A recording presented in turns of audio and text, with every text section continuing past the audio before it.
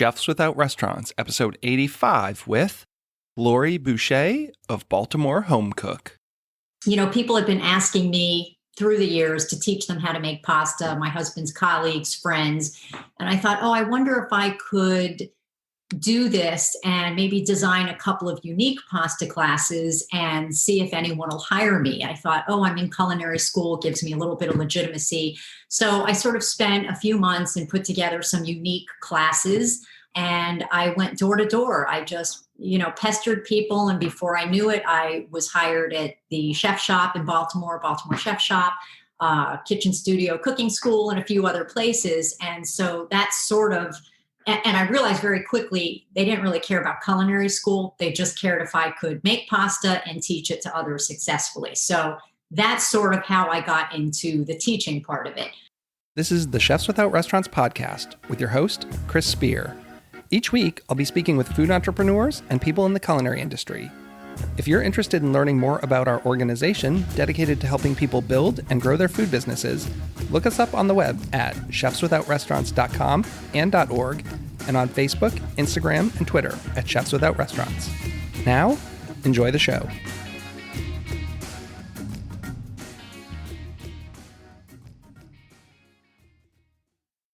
Welcome to the Chefs Without Restaurants podcast. I'm your host, Chris Spear.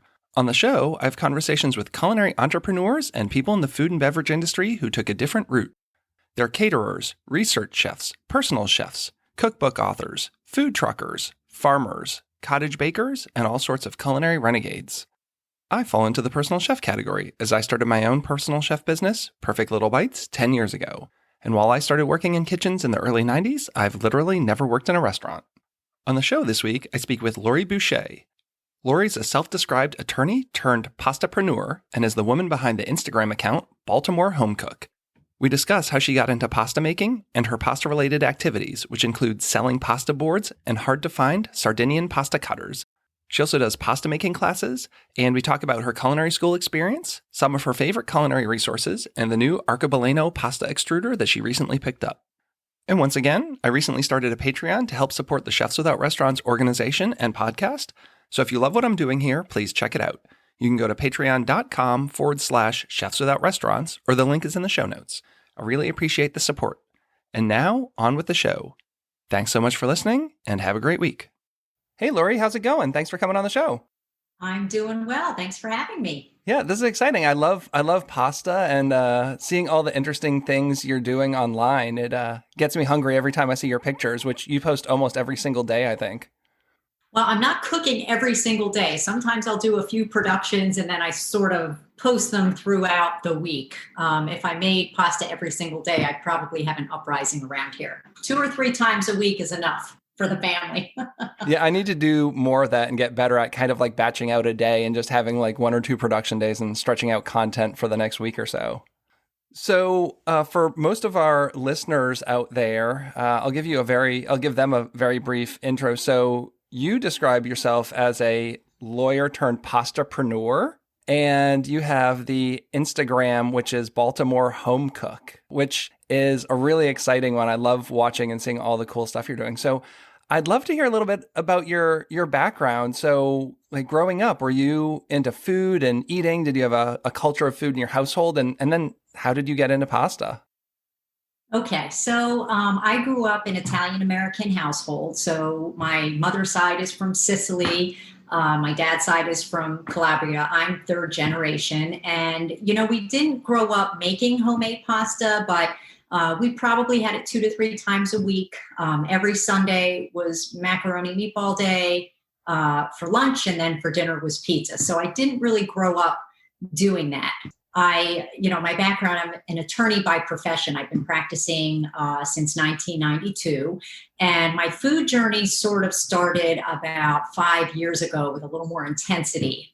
We had some parents that had fallen ill, some caretaking responsibilities. And so trying to practice law and keeping up a litigation law firm was just proving difficult. So at that time, I found that I sort of changed my practice from litigation to mediation, which I still do now very infrequently.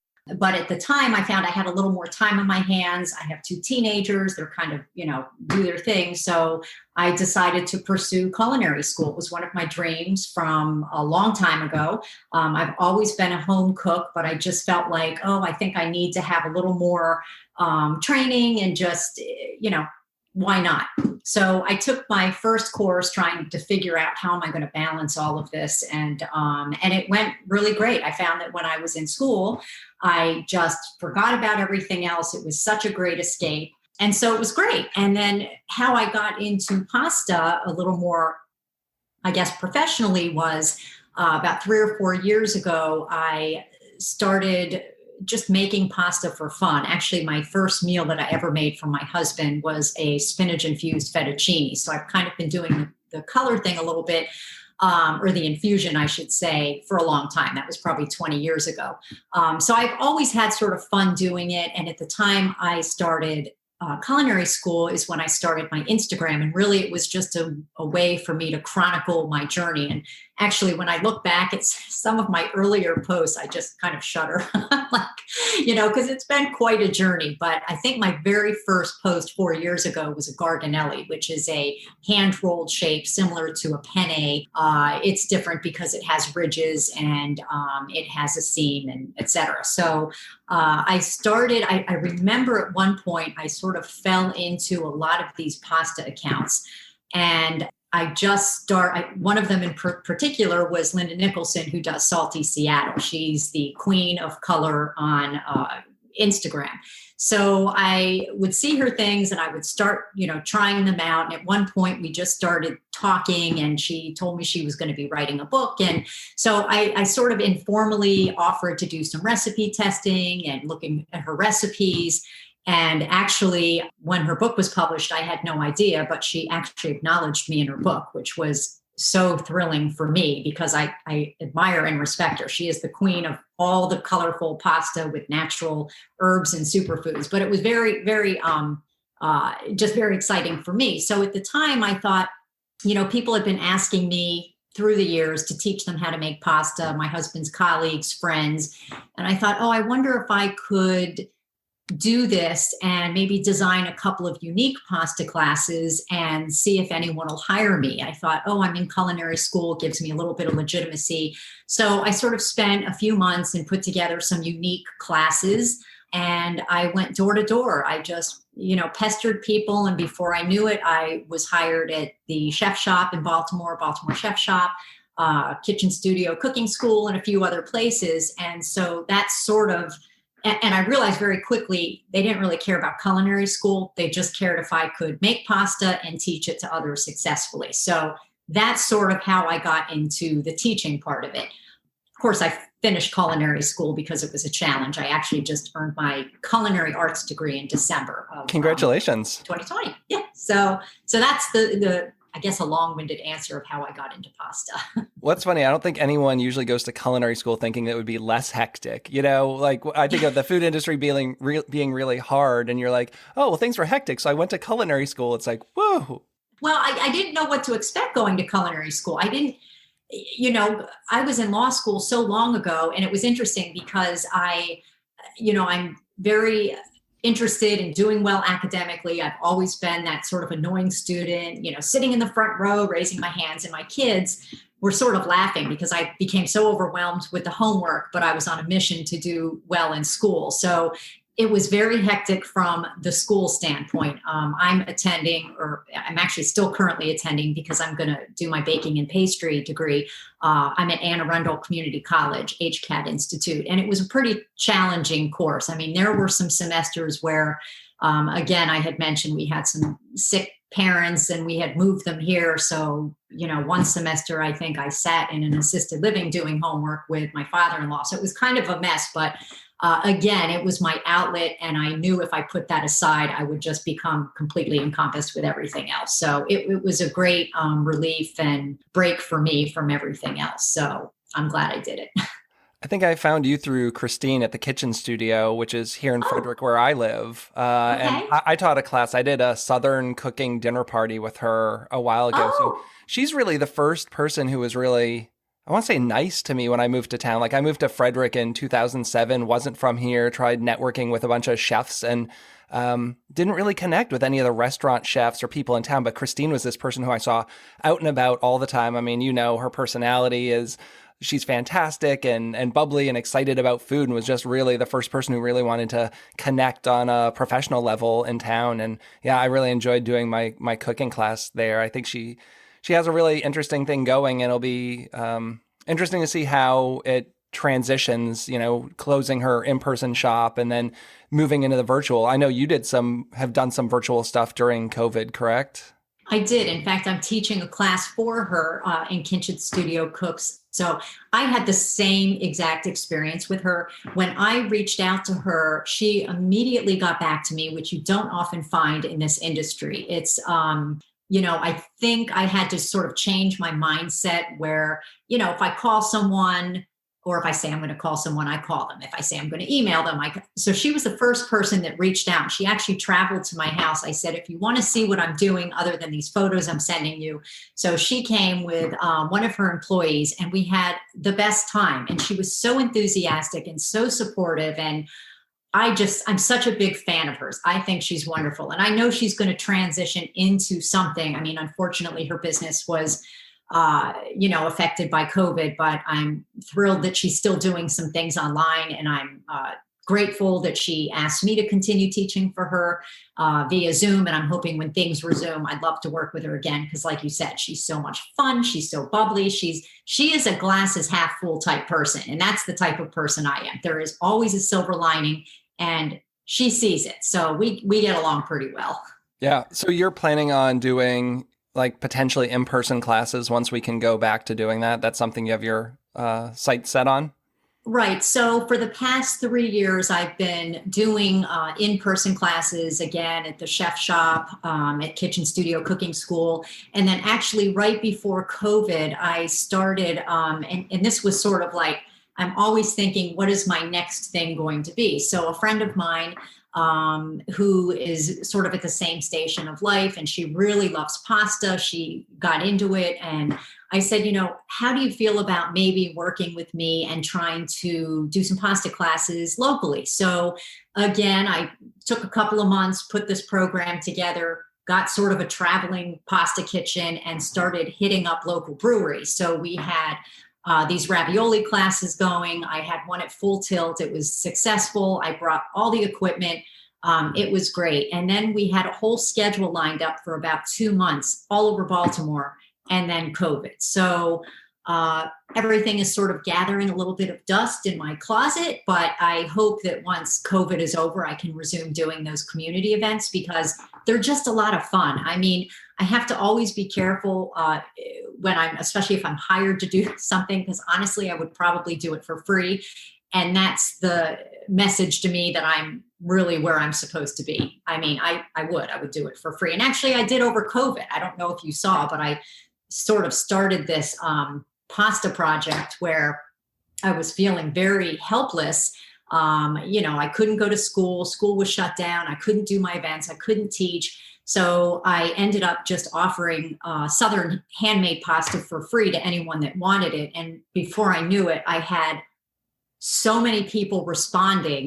I went to the restaurant store. I got a couple 50-pound bags of flour, semolina flour. I had to break out my cavatelli machine. So my thought that I'd be sitting here, listening to my Louis Prima hand rolling pasta quickly became a little bit of a business. So I had to think about, cooking instructions and storing instructions and getting a schedule together and delivery and pickup. And honest to God, for 6 weeks, I probably spent 6 hours a day making and giving away pasta. And it really got me through COVID. So that was really fun.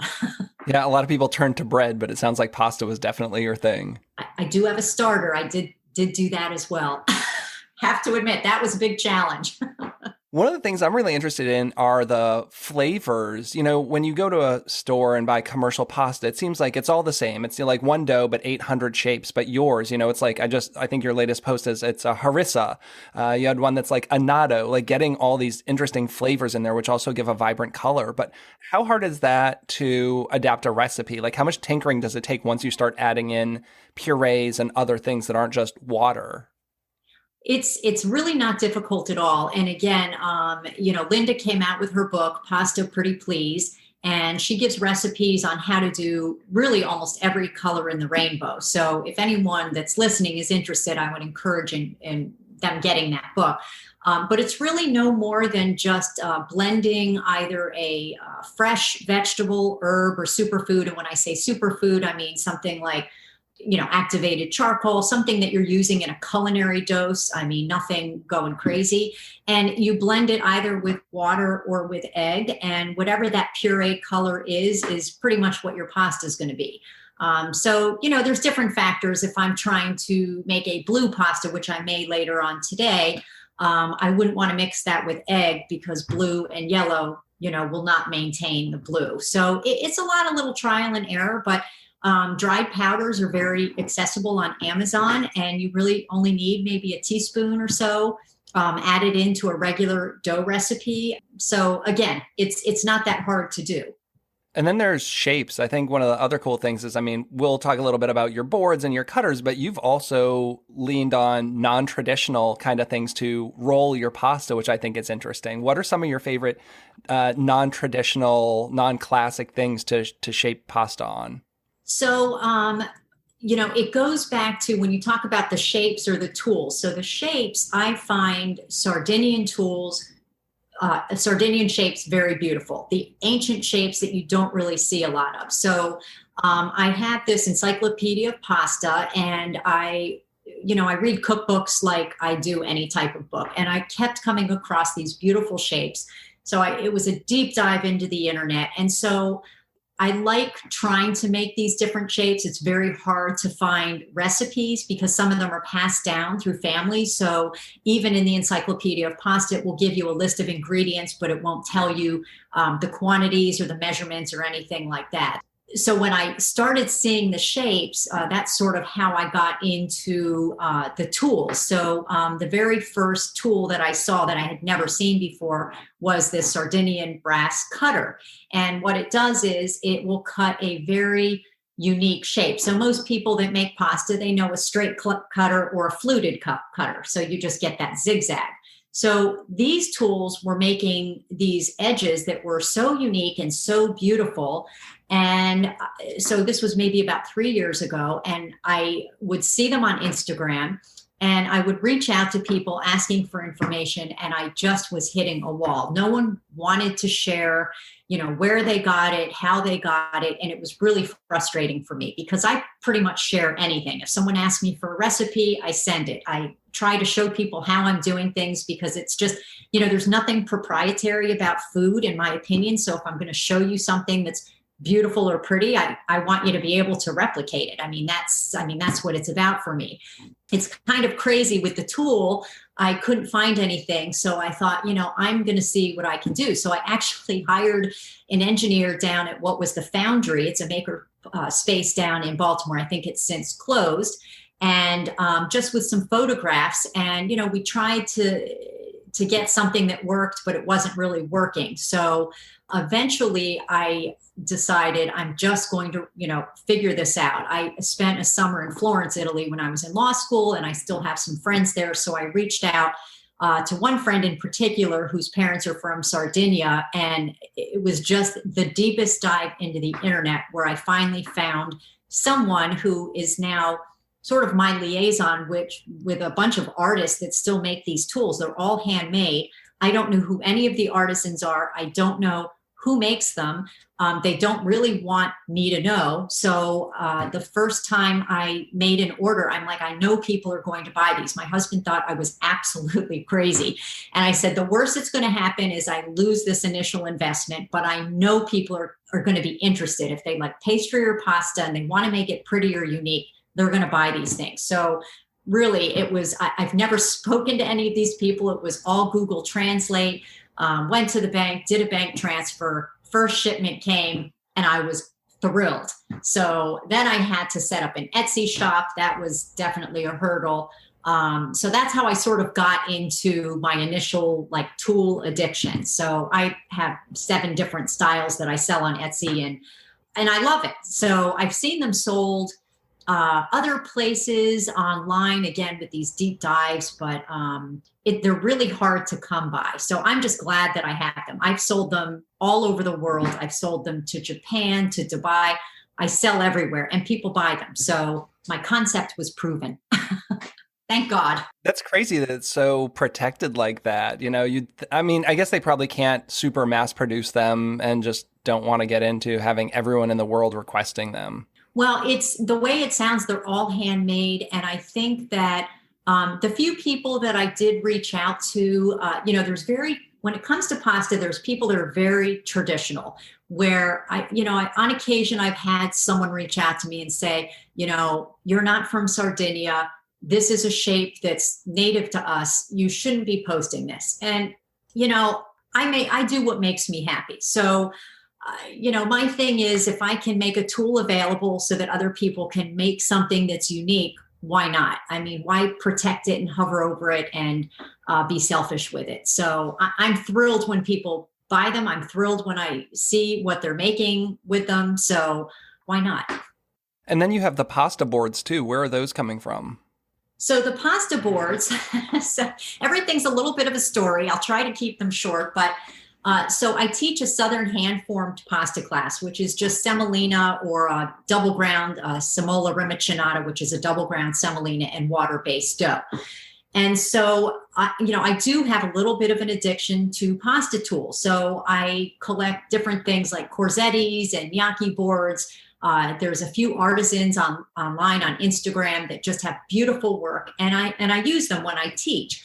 But I also, when I'm teaching a class, whether it's in person or on Zoom, not everyone is going to be like me. Most of my students are making pasta for the first time. They're not going to go buy a board from Japan for $100. That's crazy. So I sort of have accumulated a bunch of household tools that people would be able to find in their kitchen. And I show them how to make unique shapes just with what they may have. And then if they get the pasta bug and they want to know where I get my stuff, I tell them. So one of the things I used to do was I would just do a DIY board using skewers or something like that. I would glue them on a board or tape the ends together and show people how you could get unique texture. And so one day I posted something using something that gave me a really unique texture. And I got so many questions about, what were you using? What kind of board was that? I've never seen anything like that, because most gnocchi boards are it's just the same pattern across. It's just ridges that you would roll on. And you can get different patterns if you roll straight on or at an angle or just, 90 degrees different.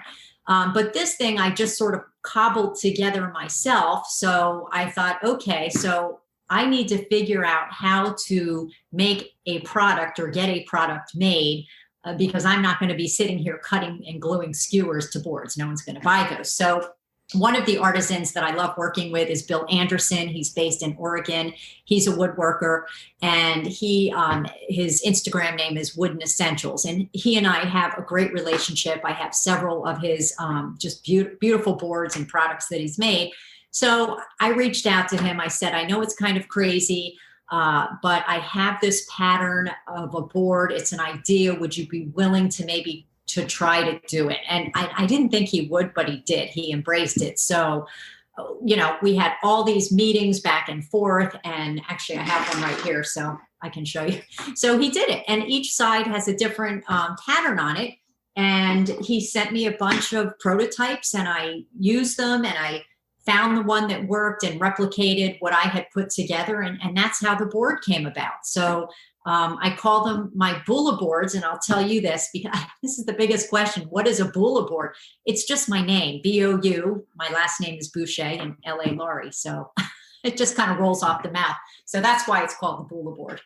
I love those. Yeah, that's really cool. I've seen you do things like rolling pasta off. Do you use like one side of like a grater, like a cheese grater type thing, or something, something Yes. like that to do texture? I'll see these pictures of pasta with like the most interesting shape, and it's like, oh, you just rolled that off of like one side of a box Yep. grater or something. Oh yeah. So, so many like the Sardinian gnocchi or malloratus, they typically use the inside of a cheese grater, and you just would roll your pasta. You make your pasta dough, you roll it into snakes, you cut it into pieces, and then you're just using your thumb to roll it over. So again, this is a class that I am teaching via Zoom, and I love teaching it because there's so many unique different shapes of pasta just using these things. So cheese graters, the bottom of a rocks glass.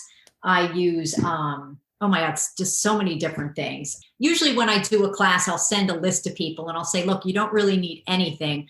But if you have a sushi mat, if you have, a cheese grater, if you have a zester, if you have anything that has some kind of texture on it, even a spoon, if it's got little holes in it, or a strainer. I mean, really, you can roll your pasta on almost anything. So typically in class, when I bring out my tray as our dough is resting and I show them all the things, people sort of disappear from the Zoom and they come back with all these things, and, they try it and they show everyone. So it's really fun. So actually my students have given me great ideas of things that I would never think to use. So it's fun. Do you have a favorite shape to make? A favorite shape, probably the Sardinian gnocchi, the one that's small with the little bumps on it. I just love that. I just think it's very zen making them. It takes a while. I would probably say that. And again, when I'm teaching class, every time I get to a different shape, I teach 5 different shapes. And then I have a whole list of other things if people are interested. And I'll always say, as I start with each shape, okay, this is the first shape we're going to do. It's one of my favorites. And then I'll get to the second shape and, we're going to do a capunti, one of my favorites. And I'm like, I got to stop saying that because I love them all. It's like, you can't pick a favorite child. Do you do sauces as well when you're teaching the pasta classes? So not for the Zoom. We did do a simple sauce at the chef shop. So when I was doing the Zoom classes with Chef Shop, I would actually go into the chef shop. It was just me and someone doing the technology. When I was doing classes in person, I always had a couple of sauces. So I would have students I would ask them, do you want to make a meat sauce? Do you want to make a pesto? Do you want to make a red sauce? So I would give them some options. But now doing the Zoom, 90 minutes seems to be about the time people can handle doing a class. So I usually just end the class when we're finished making our pasta, and then I'll give people suggestions. And if they want a simple sauce recipe, I just send it to them by email. So most of the Southern hand shapes can go with any type of sauce, whether it's just a butter or sage sauce or a red sauce or a pesto. I mean, I'm not too traditional when it comes to like the traditional, like you should always have this type of pasta with this type of sauce. That's what I was asking, because I know traditionally a lot of them pair well together. I didn't know how much you stuck to that. So I'll tell people, there's a shape, a trophier, which you make with the side of your hand. And it's a traditional shape from Liguria that you serve with a pesto and potatoes and green beans, and it's delicious.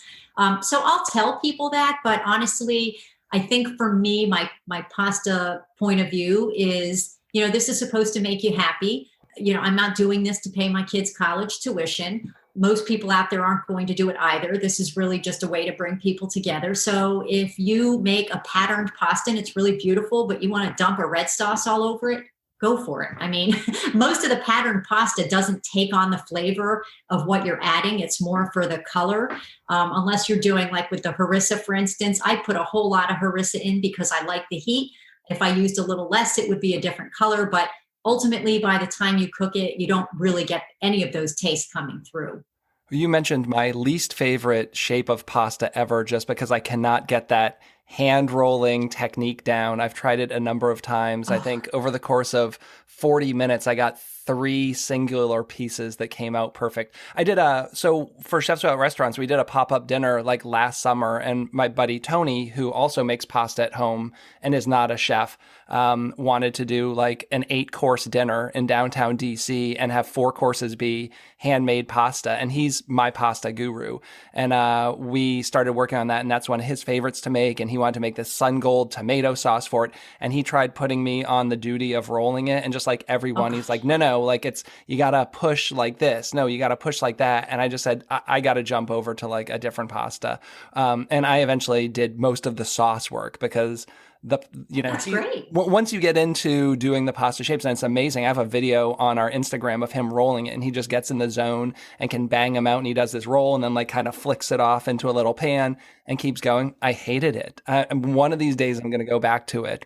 Well, I think you just have to, it's the right time and the right place. So that's a very difficult shape. And it's actually one that I teach in the class, and I show them the traditional way to make it with your hand, which, if you put the time and the hours in, as soon as you get it, it's like riding a bike. Your hand really doesn't forget it. So don't give up on that.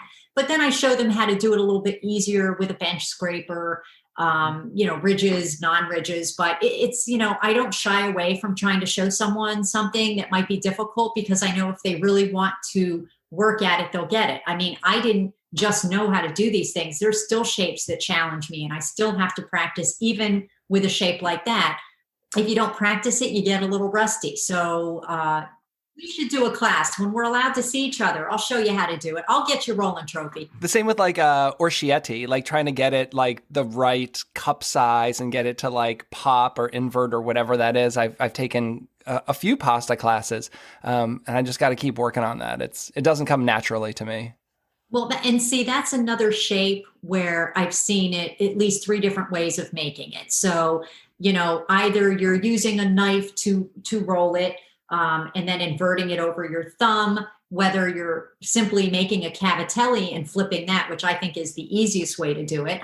And then, of course, they have these women in Italy in the Bari region, which do it in the one motion, which I'm trying to think. Ben Fado on Instagram has managed it. There's a few people that have done it, and it's incredible. These women they're on pasta grannies. You can see them, they're doing it. It's the BARI area. That's the method of making the orchetti. It's amazing. Their speed is incredible. One motion, the dome pops up. It has so much texture to it. I can't do it. It's one of my most frustrating shapes. So I have to really find the right time and the right mindset to do it. If I'm stressed and making pasta, nothing works out. And now I see you've picked up one of the most amazing pasta extruders. So you're going to start going down the rabbit hole with that, aren't you? Well, yes. So that's something that I was thinking about investing in for quite some time. Again, I thought it would be something fun for family. I gift away a lot of pasta. So I had been looking at it for a while. I do have the KitchenAid attachment, the extruder, and it works if you're doing it maybe once or twice a year. But I also find even with extruded pasta, the recipe that I find is not correct.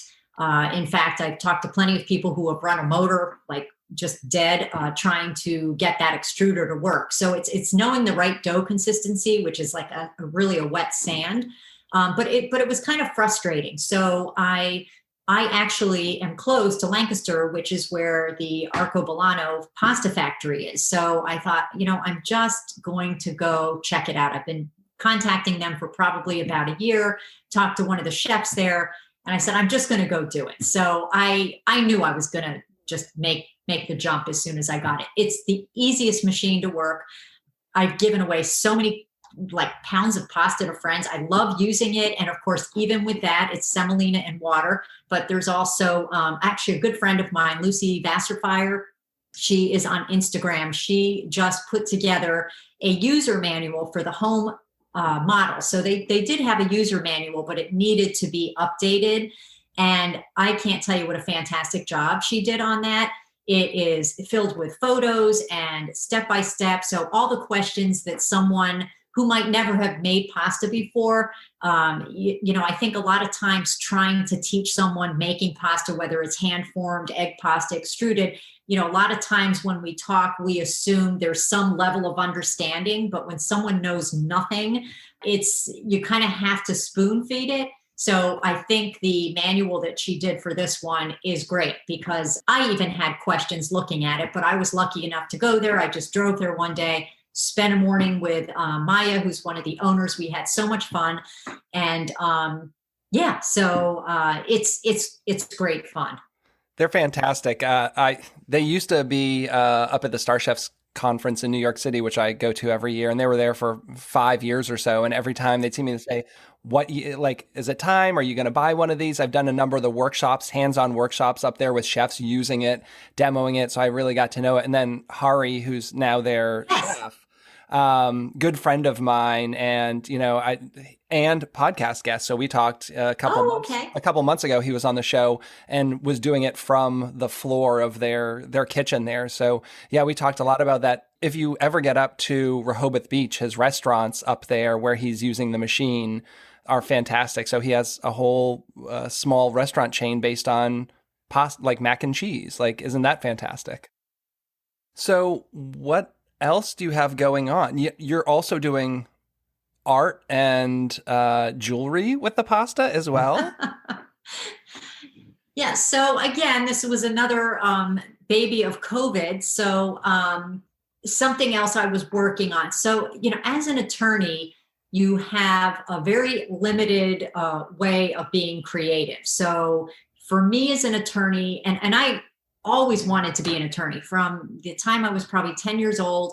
I knew I wanted to be an attorney. I don't know how I knew that. We have no attorneys in the family. It was very odd because I have a twin sister and she never knew what she wanted to do until she was probably 18 or 19. And she would say, "How do you know it?" I'm like, I don't know. I just do. So it was a very easy path for me. I knew what my goal was. So being an attorney, you can be creative with really writing an argument, which is why I really enjoyed being in the court. But simultaneous with that, even when I moved to Baltimore, I was always, even in high school, taking an art class or a clay class or some type of art that just exercised the other part of my brain. So it's always been there. So I thought to myself, I wonder if I could. I had a piece of pasta one time. It was a farfalle, the butterfly shape, and it ended up on my stove. It was a patterned pasta. It got burned and it became hard. And I said, gosh, if only I could, get a hole in here without shattering it and maybe like make a necklace. That would be so cool. So I started thinking about, I wonder how I could do that. So again, it was one of those things where I just had to figure it out. I've seen a lot of pasta products on Etsy that are made of felt. So people are sewing tortellinis, things like that, or they're made of cement or something that's, could break, like a ceramic or something. So I found this product that actually I have a couple here where, it's pretty flexible. So, but it looks like pasta. So this I could actually make as pasta, and, just any kind of shape I can make with pasta. I make these keychains. I did ornaments. In fact, Arco Bolano, when I met Maya, I had these little earrings. She had a big poster of a Garganelli. And I said, I make earrings. And she just went crazy about this pasta stuff. So I sent them a whole tree's worth of ornaments, which they actually put on their tree and did their Christmas card with. So she's been a big supporter of it. So that's how I got into doing that. What happens when you go out in the rain? Does it turn into pasta that then is wet?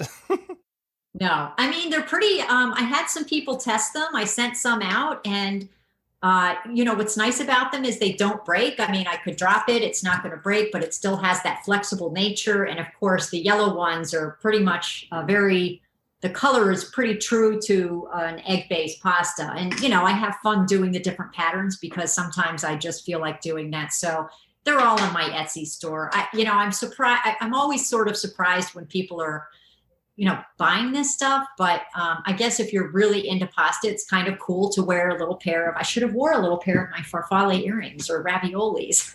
Yeah, we love that stuff for Christmas gifts. We were thinking this year, not only wanting to support local, but small businesses and really interesting stuff. Like, who needs another standard picture or postcard that you can buy in Target or something, like finding something really unique. So I think those are cool. And thank you. And we do comprehensive show notes, so that'll all be in there. So people will be able to go and buy all of your pasta jewelry, which is really cool. Do you have any other new ventures, or is this enough for right now? So, right now, I'm actually talking about local. I'm actually working on a couple different boards with some local woodworkers. So those, I'm in the middle of prototyping with that. So I really was happy that people liked the original one that I did. So again, just with DIY experiments and seeing what people are responding to and not being able to find them. So, And I like doing something local. It would be fun to have something that's ultimately when I start doing classes, I can bring with me. And, if people see a cool board that's not out of the world expensive, a lot of these real true artisan tools are very expensive. So it's just nice to have something that's affordable, but still is unique. They're really cool. I'm going to keep working on my pasta game. Hopefully I have some time, but I would love to work with you at some point because Let's do it. I'm looking to improve my pasta. Who doesn't love pasta? I love pasta. It's fun because, the other thing I'm working on right now, and again, it's COVID dependent, is there's, a couple places and a couple of people that have reached out to me both locally and not locally that for some reason find what I do interesting, which, again, I'm sort of like, why? It's not that hard. I can show anyone how to do it. And I find that I would be able to learn so much from them. So I'm going to be doing a couple of informal sort of internships at some cool places. So you'll have to stay tuned for that. But again, not doing it really for anything other than to just expand my repertoire. Like you talked about, you do a lot of sauce work. I don't have any training in the restaurant industry. So I was lucky enough to get an in-person internship for my class requirement for my degree. And so I did it at the Country Club of Maryland up in Towson with Chef Rich Hoffman, and could not have found a better place. But, it's sort of like you become an attorney, you graduate, you get your degree. Well, you can't really say you're an attorney because you have to learn how to be an attorney. You learn how to find the law, but I never really felt like I was an attorney until probably 5 years into it. And it's the same, I think, with culinary school. I call myself a cook. I'm not really a chef because I could not go in and do what half those people are doing. I mean, it's crazy to me how, just the time management and just everything. It was so eye-opening to me. I'm a home cook. I'm here. It's easy. I can, do my thing. I can, I have my own cost control, but you go into a different setting. There's all these variables that people have to consider that I really don't have to. So it's interesting. Yeah, Rich is amazing. I didn't know you knew Rich. He's such a good, awesome. He's a great chef. He's a great teacher. I used to be in the American Culinary Federation in the Baltimore chapter, and at the time Rich was the president, so I got to know him, and we've done some cool things together. Yeah, he's great. I mean, I can't think of many better people. I mean, he was a culinary instructor. He was at Stratford and Bick. So I think, naturally in the kitchen, he has this very teacherly mode. Oh, he is wonderful. I actually told him I think he should go work at Anne Arundel. I think he is such a great instructor. His philosophy with food is, I love it. Everyone that works there loves him. He expects, a certain level of like just expertise or professionalism. He gets it. Everyone wants to please him. And, I remember we were doing a Christmas stollen. I had never made it before. So what would happen is every week I would go in and he would say, what do you want to make? Do you want to make this? Do you want to make that? Of course, we did pasta one day. We did dumplings because I also really enjoy making Asian dumplings. There's a lot of crossover with shaping and filling with Italian filled ravioli. So we were doing this stollen. And so one day I spent literally hours canning all this stuff. I mean, got it in the dehydrator. Like, I didn't realize how hard it was to candy something. It's not that it's difficult. It takes a lot of time, which is why people just buy it at the store. And so then the next day was the production, and, he would just give me a recipe and I'd be like, God, I don't want to mess it up. I don't want to, do something wrong, waste your money, ingredients. I didn't have a lot of confidence because I was like, wow, I have to answer to someone here. And long story short, we made it. And then a week went by and I thought to myself, did I ever take that candied fruit out of the dehydrator? Well, I never had. And so, of course, I had to send him an email. And I'm like, Chef Rich, I am so mortified. And he knew that I didn't, but he never brought it up. And he's like, Laurie, it's okay. It was still delicious. We still served it. It's fine. You'll never make that mistake again. Like, that's just how he is. So actually, we had such a great time working together that I'll probably, I'm hoping to go in. I think there's room to do like a pasta program where he is. So we've talked about that and he's open to it. So again, I would go back and just work with him because I just think he's so smart And he's just one of those personalities that's great in this food industry. So, if you know him. Someone I got to get on the show for sure. I mean, he's a chef without a restaurant. Well, what are some of your favorite resources to learn pasta? Like if someone today wanted to just start, where would you point them? Books, websites, YouTube channels? What are some of your favorites? So there are some books that I find are really good. A couple of my favorites, Mastering Pasta by Mark Vetri. I think that's a great resource. Gets into a lot of detail, but not overwhelming. My friend Lucy she just published a book, The Ultimate Pasta Machine Cookbook. And that's great because it goes into a lot of things like a Capitelli machine or sheeting pasta, because there's just a lot that people don't know when it comes to that. I think any resource that will convey to you, again, the Encyclopedia of Pasta, there's not any recipes. I think that's the biggest stumbling block for people is plenty of times I'll be teaching someone something and they'll say, oh, I tried to make pasta. I used the 2 eggs and the 3 cups of flour. It was so wet, I threw it out. I had to start again. So the biggest message I try to convey is you really just need to use a recipe as a guide. Even when I'm teaching a class for QB Cucina, who's on Instagram, I'm teaching that class on Saturday evening. And so when we were going over the show notes, I said, I'm really steering clear from, you can give someone a weighted measurement, but it's so many different factors come into play that I think, I'll teach it the way I teach it. So I think there's a few books out there that are good. YouTube has plenty of videos. I love Pasta Grannies, which is an account. They have, they're on Facebook, they're on Instagram. They have these short 4 or 5 minute clips of, women in Italy. They're trying to just sort of chronicle and preserve what they do. So they will often include recipes. And in fact, Vicky, who runs that project, came out with a cookbook. So the Pasta Granny cookbook is a huge cookbook, but it's wonderful. And I think YouTube, you can find almost anything online.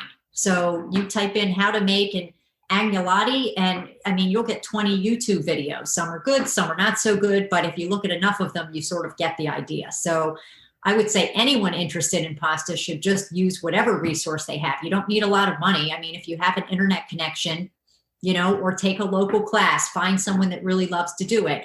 That's the thing with COVID. It is difficult to sort of translate. I can look at your dough if you're holding up your dough, but I can't feel it. I can't, so that's always a little difficult, but there are people that love to teach. So, I still take classes. I take classes even during COVID. So Pasta Social Club is another great Instagram account, one of the best. She shares everything, her recipes. She's the in-house pasta person for Food 52, but she has great photos. Her directions are very clear. So, so there's a lot of different resources, I think.